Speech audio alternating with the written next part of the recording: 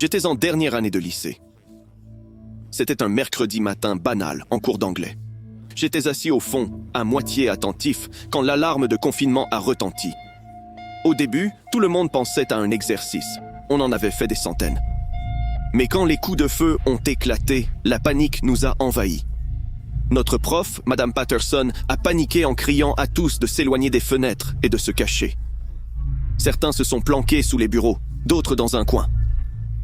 J'essayais d'atteindre le placard quand la porte s'est ouverte violemment. Je me suis retourné et Jason Miller est entré.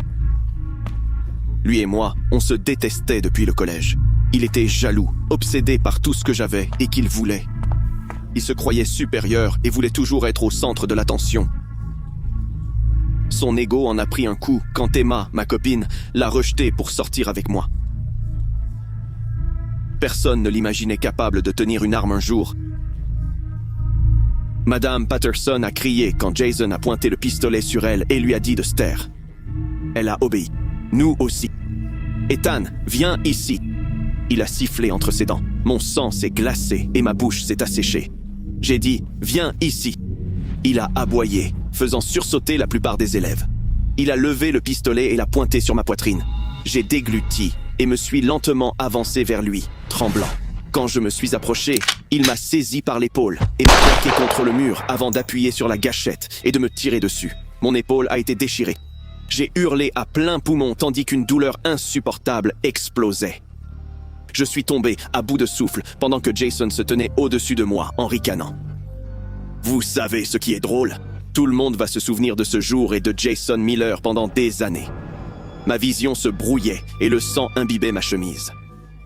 Les enfants pleuraient et Madame Patterson le suppliait d'arrêter. Il les ignorait tous. J'ai déjà eu Jake, a ricané Jason. Je vais chasser Marcus après toi. Je vais les envoyer là-haut, un par un. Il a pointé le pistolet vers le plafond. Ensuite, je vais aller chercher Emma. Ce serait ma vengeance ultime. Il parlait de meurtre comme si ôter la vie était un jeu. Je luttais pour rester consciente. La douleur était insupportable, mais je devais le faire parler. Tu n'es pas sans peur. Je gémissais, haletante. Jason se pencha vers moi. Tu n'es pas courageux. T'es juste un lâche avec un flingue. Ferme-la. Il me donna un coup de pied dans le ventre. Je hurlais en me retournant. Prouve-moi que t'es vraiment courageux. Il haussa un sourcil. Son ego prenait le dessus. Pile ou face, toi et moi. Si t'es vraiment courageux, tu le feras. Jason sourit. Tu crois vraiment que ça va te sauver? Quoi? Trop trouillard pour essayer, hein? C'est ce dont tout le monde se souviendra. Jason Miller était un lâche. Sa mâchoire se serra. La fierté était tout pour lui et il ne supportait pas qu'on le traite de poule mouillée. Très bien. Madame Patterson se leva, mais recula quand Jason l'avisa. Ensuite, il vérifia le pistolet, retira toutes les balles sauf une et fit tourner le barillet. Je commence. Il l'appuya contre sa tempe et pressa la gâchette. Il était vide. Il rit et pointa le pistolet sur ma tête. J'ai fermé les yeux quand il a appuyé sur la gâchette. Elle était vide. On a continué comme ça. On a tous les deux survécu jusqu'à ce qu'il ne reste qu'une balle. Heureusement, c'était le tour de Jason. Il a lentement levé le pistolet vers sa tête. Sa main tremblait maintenant. Il a expiré, me regardant, et a éclaté de rire. Ha ha ha ha ha. Tu crois que je suis assez stupide pour me blesser pour un défi idiot? Ma respiration devenait haletante maintenant. Il m'a visé.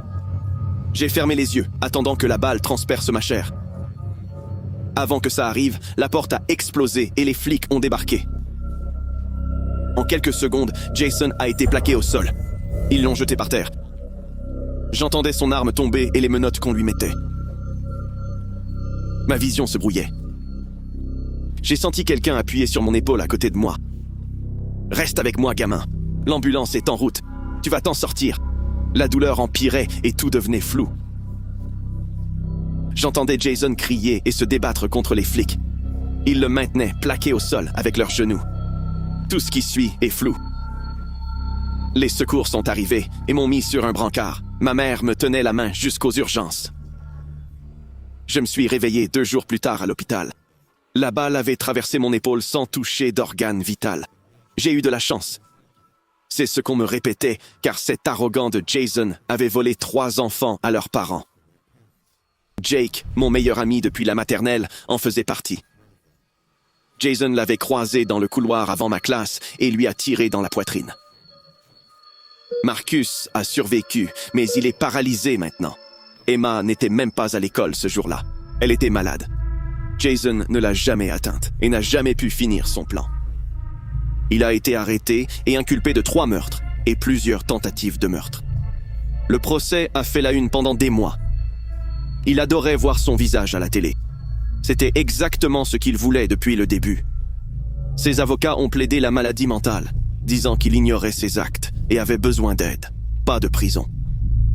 Mais j'ai témoigné, j'ai parlé à la jury de la roulette russe, de son calme tout au long et de la façon dont il avait tout planifié. Le jury n'a pas cru à la défense de folie et l'a reconnu coupable de tous les chefs d'accusation. Il a été condamné à la prison à vie sans possibilité de liberté conditionnelle. J'ai obtenu mon diplôme du lycée il y a 2 mois. Emma et moi avons rompu. Elle ne pouvait pas gérer ce qui s'était passé. Je ne lui en veux pas. J'ai encore des cauchemars. Je vois Jason debout au-dessus de moi, souriant, et le pistolet qui clique à vide encore et encore, et je vois le visage suppliant de Jake, attendant que quelqu'un vienne le sauver.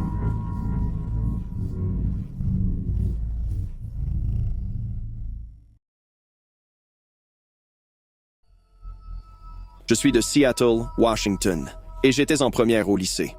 Notre prof finissait le dernier cours quand on a entendu des cris dans le couloir. Celui qui criait s'est tu brusquement. Puis on a entendu des cris collectifs, 10 fois plus paniqués et terrifiants. On entendait des élèves courir et des profs appeler la sécurité. Je me croyais en sécurité, bien caché, jusqu'à ce que je voie ce type par la fenêtre de la classe. Il portait des vêtements crasseux qui semblaient cousus ensemble à partir de chiffons. Ses cheveux étaient en bataille, comme un nid d'oiseau, et il avait de la bave au coin de la bouche. Dans sa main, il tenait une machette dégoulinante de sang. Il faisait des allers-retours comme s'il traquait quelqu'un. Mon cœur s'est décroché. Je me suis plaqué contre les casiers en essayant de ne pas bouger ni respirer. J'étais loin de son champ de vision. Je suivais ses mouvements quand mon regard a accroché Tyler Brooks, figé au bout du couloir. Tyler était dans ma classe. Il m'avait rendu la vie impossible depuis le collège. Des dizaines de fois, il m'avait insulté, poussé contre des casiers, renversé mon plateau et fait ridiculiser par tout le monde. Je le détestais. Mais là, il ne ressemblait plus du tout au gars qui me harcelait chaque jour. Il avait l'air terrorisé, comme un lapin pris dans les phares, et il tremblait de peur. L'homme à la machette ne l'avait pas encore vu et continuait d'arpenter le couloir, mais il allait le repérer bientôt. Tyler était complètement exposé, sans aucune cachette. J'aurais pu rester caché. Tyler n'en aurait jamais fait autant pour moi, mais je ne pouvais pas regarder un gamin mourir. J'ai regardé autour de moi et j'ai repéré une gourde en métal par terre. Quelqu'un avait dû la faire tomber. Je l'ai attrapée et je l'ai lancée de toutes mes forces dans le couloir opposé, loin de Tyler. Elle a heurté le sol avec un grand claquement métallique qui a résonné dans le couloir vide. L'homme à la machette s'est arrêté. Il s'est tourné vers le bruit et a commencé à marcher dans cette direction. J'ai foncé vers Tyler en courant. Quand il m'a vu arriver, ses yeux se sont encore plus écarquillés. J'ai attrapé son bras et l'ai tiré vers la porte la plus proche. C'était un débarras. Je l'ai poussé à l'intérieur, j'ai suivi et verrouillé la porte aussi silencieusement que possible. On s'est tous les deux plaqués contre le mur. On respirait fort, en essayant de rester silencieux. J'entendais des pas dans le couloir. L'homme revenait. Il avait compris que la bouteille d'eau était une distraction. Les pas se rapprochaient et se sont arrêtés juste devant notre porte. Je voyais le visage de Tyler dans la pénombre. Il avait le hoquet avec des larmes qui coulaient sur son visage. Il a attrapé ma manche et s'y est accroché fort, comme si j'étais la seule chose qui le maintenait en vie. On est resté comme ça pendant que la poignée s'agitait. L'homme essayait d'entrer. Mon cœur cognait dans ma poitrine. La poignée s'est agitée à nouveau avant que les pas s'éloignent. On est resté dans ce débarras pendant ce qui semblait être des heures, à attendre qu'il enfonce la porte pour nous attraper. Tyler serrait toujours ma manche très fort. Il semblait sur le point de s'évanouir. J'entendais les sirènes dehors qui se rapprochaient. Les minutes passaient et les flics sont arrivés. J'entendais du bruit dehors. On a attendu qu'ils frappent et nous disent que c'était bon de sortir. J'ai déverrouillé la porte et l'ai ouverte lentement. 2 agents étaient dans le couloir. Ils ont demandé si on était blessés. On a dit non et ils nous ont escortés dehors. Le parking était plein d'ambulances et de voitures de police, avec des élèves et des profs partout. Certains pleuraient et d'autres étaient soignés par des secouristes. J'ai vu ma mère courir vers moi. Elle m'a attrapé et serré si fort que je pouvais plus respirer. La mère de Tyler était là aussi. Elle a couru vers lui et il s'est effondré dans ses bras en sanglotant. Sa mère pleurait aussi et demandait s'il allait bien et s'il était blessé. De l'autre côté du parking, Tyler m'a regardé. Nos yeux se sont croisés. Il pleurait encore, mais il m'a fait un signe de tête reconnaissant. J'ai détourné le regard. Je savais pas quoi dire ni comment digérer tout ça. 4 personnes sont mortes ce jour-là, 2 élèves et 2 professeurs. L'homme à la machette était un fou qui avait pénétré par effraction dans l'école. La police l'a abattu quand il a refusé de lâcher son arme. On nous a dit qu'on avait eu de la chance et que ça aurait pu être pire, mais on ne se sentait pas chanceux, on se sentait horrifié. Le lendemain, je suis retourné à l'école, tout semblait différent. Les couloirs étaient plus silencieux et les élèves parlaient à voix basse. Je retournais à mon casier quand j'ai entendu quelqu'un derrière moi. Noah. Je me suis retourné, c'était Tyler, debout, les yeux baissés, les mains dans les poches. « Salut !» Il a levé les yeux. « Merci pour hier, tu m'as sauvé la vie. » « Ouais, pas de problème. » Tyler a hoché la tête, puis s'est assis sur le banc à côté du mien. C'est devenu notre truc. On a commencé à parler de petites choses. Il a arrêté de me harceler et a commencé à me défendre quand d'autres le faisaient. Les confinements scolaires ne sont pas censés être spéciaux. Mais j'y ai gagné un ami en un ennemi. Parfois, les pires journées changent tout. Parfois, la personne qu'on déteste devient celle en qui on a le plus confiance. Parce qu'on a traversé l'enfer ensemble et qu'on s'en est tous les deux sortis vivants.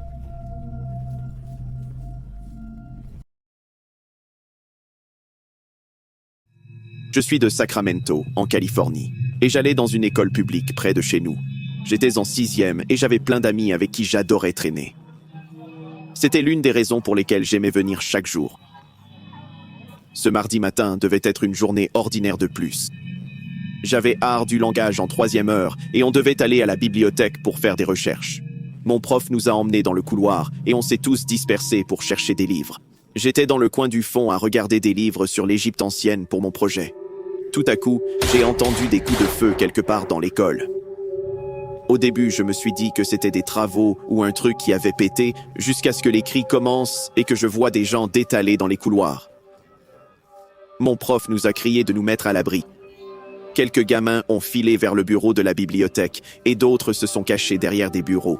J'ai vu l'étagère du bas dans le coin avec juste assez de place pour me faufiler si je me faisais toute petite.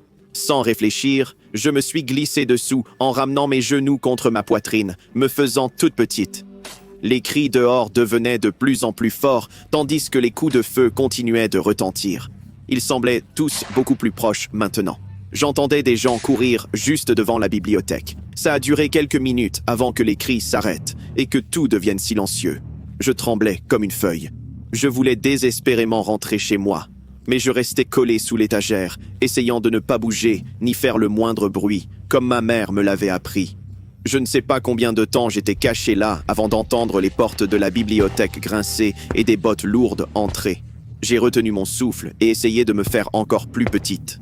Les pas étaient lents et très délibérés, comme si quelqu'un prenait son temps en marchant entre les rayons. J'entendais une respiration lourde, comme s'ils avaient couru ou quelque chose comme ça. Quelques secondes plus tard, des livres ont commencé à tomber des étagères avec fracas. Je me suis couvert la bouche pour ne pas faire de bruit, tandis que les pas continuaient, se rapprochant de plus en plus de ma cachette. J'entendais la voix d'un homme qui se parlait à lui-même. Je ne distinguais pas les mots, mais il avait l'air furieux. Les pas allaient et venaient devant les mêmes étagères. J'ai finalement compris qu'il ne cherchait personne. Il se cachait lui aussi. En écoutant attentivement, j'entendais de faibles sirènes de police. Se pourrait-il qu'il se cache des flics sans même savoir que j'étais là? Les minutes passèrent, les allers-retours cessèrent et un silence total s'installa. Je restais figé sous l'étagère, les jambes douloureuses et le dos en compote d'être recroquevillé, mais je ne bougeais pas et respirais à peine. Le type se redressa brusquement comme s'il avait senti une présence. Les bruits de pas reprirent. Il cherchait vraiment maintenant, fouillant les étagères, vérifiant derrière les bureaux et ouvrant les armoires. J'étais sur le point de pleurer. Mon cœur battait si fort que j'étais sûr qu'il pouvait l'entendre lui aussi. J'ai plaqué ma main sur ma poitrine, mais ça n'a rien changé. Il n'était plus qu'à une étagère de moi. Je voyais ses bottes bouger lentement dans l'interstice. Il s'arrêtait, vérifiait, puis repartait. Je devais bouger. Vite. Si je restais là, il me repérerait en une seconde. J'ai vite essuyé mon visage et rampé centimètre par centimètre, restant bas sous les étagères vers la sortie. La moquette me râpait les coudes. Soudain, mon sac s'est accroché et a fait un léger sifflement. Je me suis figé. Les bottes se sont arrêtées. Il l'avait entendu aussi. J'ai continué à ramper plus vite. Je me fichais désormais d'être discrète. Je l'entendais aussi accélérer, cherchant frénétiquement. J'ai atteint le bout des étagères. La porte de sortie était à 3 mètres. Je la voyais, il fallait juste y arriver. Les bottes étaient juste derrière, se rapprochant. Je me suis levé, j'ai couru et poussé la porte à 2 mains. À cet instant, un coup de feu a explosé près de mon oreille. La balle a frappé le mur juste à côté de ma tête et des morceaux de plâtre m'ont touché le visage. J'ai crié mais je n'ai pas arrêté. J'ai continué à courir vers la porte et dans le couloir. J'entendais des cris derrière moi et plusieurs pas. Les flics étaient entrés. « À terre! À terre !» l'un d'eux a crié. Je me suis jeté au sol et j'ai mis mes mains sur ma tête. J'ai entendu des cris, des bruits de lutte et le son de quelqu'un qu'on plaquait au sol, suivi du cliquetis des menottes. « Ça va, mademoiselle? Vous êtes en sécurité maintenant. » Un flic m'a tapé dans le dos quelques secondes plus tard. Je ne pouvais ni parler ni bouger. Je restais là, allongée par terre, tremblante. Ils m'ont porté dehors. Il y avait des ambulances et des voitures de police partout. Des parents criaient et pleuraient. Ma mère était parmi eux. Dès qu'elle m'a vu, elle m'a attrapé et serré si fort que je ne pouvais plus respirer. Elle sanglotait et répétait mon nom encore et encore pendant que je restais là, engourdi. 5 enfants sont morts ce jour-là, 12 ont été blessés. L'homme qui était entré dans la bibliothèque était le tireur. Il n'avait plus de munitions et se cachait de la police quand j'étais sous l'étagère. Si j'étais resté là, il m'aurait trouvé. Il ne lui restait qu'une balle et il l'aurait utilisée. Ma mère m'a retiré de cette école un mois plus tard. Elle a décidé que je serais scolarisé à la maison jusqu'à l'université. L'école et mes amis me manquent, mais je ne supporte plus les endroits bondés ni les bruits forts. Je ne supporte pas le silence non plus, car il me rappelle quand je me cachais sous l'étagère. Je déteste ce qu'il nous a fait sans même avoir eu à tuer. Le pire, c'est de savoir que ça peut se reproduire. N'importe où, n'importe quand.